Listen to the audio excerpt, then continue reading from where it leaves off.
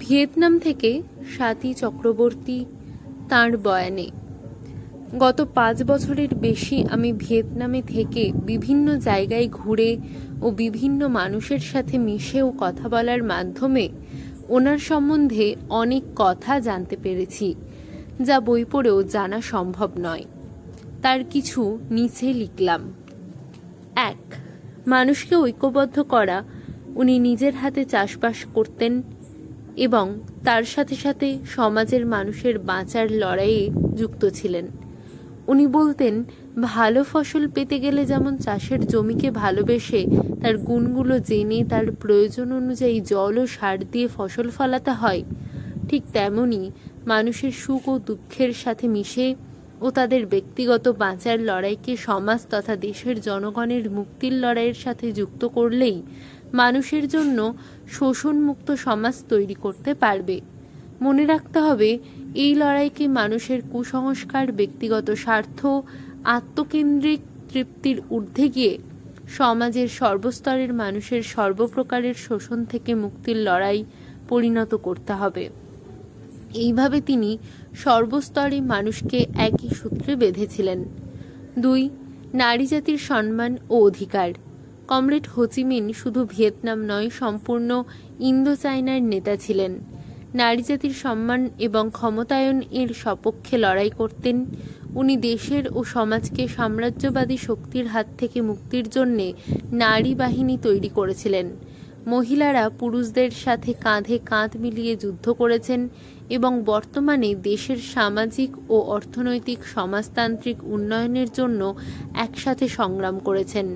পৃথিবীতে ভিয়েতনামই একমাত্র দেশ যেখানে মহিলাদের জন্য আলাদা মিউজিয়াম আছে, যাতে মহিলাদের মুক্তিযুদ্ধের লড়াইয়ের ইতিহাস থেকে বর্তমান সমাজের শিল্প, বিজ্ঞান, রাজনৈতিক, সংস্কৃতি, প্রযুক্তিতে ক্ষেত্রে মহিলাদের অবদান সম্বন্ধে দেখানো বা জানানো হয়েছে।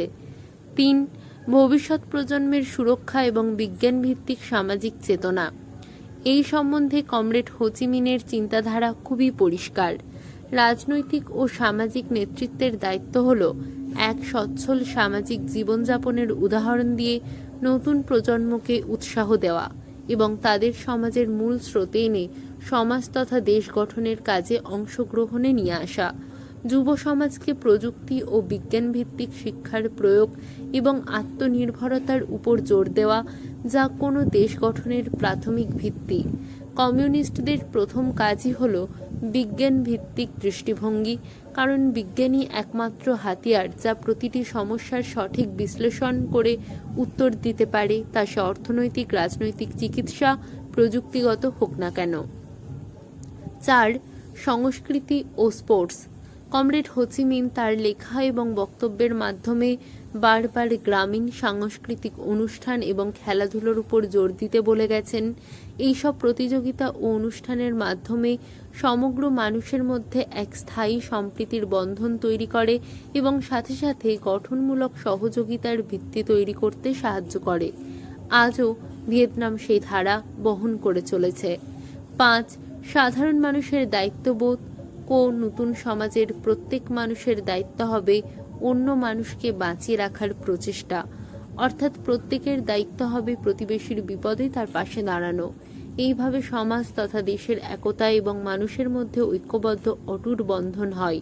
কোভিড-19 ও বিভিন্ন প্রাকৃতিক বিপর্যয়ের সময়ে আমরা এটা দেখেছি এবং অনুভব করেছি। এমনকি বাজারে গিয়ে দেখেছি যে একজন বিক্রেতা অনুপস্থিত থাকলে তার ক্রেতাদের পাশের বিক্রেতা সেই বিক্রেতার দোকান থেকে বিক্রি করে দেয়। এই রকমের ছোট ছোট কথাই সাধারণ মানুষের মধ্যে ঐক্যর বীজ বুনে গিয়েছিলেন। আজ এইখানে ইতি টানলাম।